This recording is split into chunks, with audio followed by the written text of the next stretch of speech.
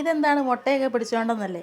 ഇത് നമ്മുടെ സാധാ നാടൻ കോഴിയുടെ മുട്ടയാട്ടോ. തീരെ ചെറുതെന്നൊന്നും പറയാൻ പറ്റില്ല, മീഡിയം വലിപ്പം വരുവേ. നമ്മുടെ വീട്ടിൽ സാധാരണ കോഴിയുടെ മുട്ട അത്രയും വലിപ്പമുള്ളൂ കേട്ടോ. ഇനി നമ്മൾ കടയിൽ നിന്ന് മേടിക്കുന്ന വലിപ്പത്തിലുള്ള മുട്ട കാണിച്ചത് ഇതാട്ടോ. കടയിൽ നിന്ന് മേടിക്കുമ്പോൾ കിട്ടുന്ന ആ ഒരു വലിപ്പമുള്ള മുട്ടയാട്ടോ ഇത്. ഇങ്ങനെ കാണിച്ചു കഴിഞ്ഞാൽ മനസ്സിലാവുമെന്ന് എനിക്കറിയത്തില്ല. കാണുമ്പോൾ ചെറുതായിട്ട് തോന്നും, പക്ഷേ കുറച്ച് നല്ല ഇച്ചിരി വലിപ്പമുണ്ട്, നല്ല ഉരുണ്ട മുട്ടയാട്ടോ. ഇതെല്ലാം ഇവിടുത്തെ കോഴിയുടെ മുട്ട തന്നെയാണ്. ഇനി നമ്മൾ കടയിൽ കൊടുക്കുന്ന മുട്ട കാണിച്ചു തരാം, ആൾക്കാർക്ക് കൊടുക്കുന്ന ഇതാട്ടോ ആ മുട്ടയെ. ഇത് ഭയങ്കര വലിപ്പമുള്ള മുട്ടയാട്ടോ. കാണുമ്പോൾ എനിക്കറിയത്തില്ല, വീഡിയോ കാണുമ്പോൾ മനസ്സിലാവുമെന്ന് എനിക്കറിയത്തില്ല. നല്ല വലിപ്പമാണ് ഈ മുട്ടയ്ക്ക്.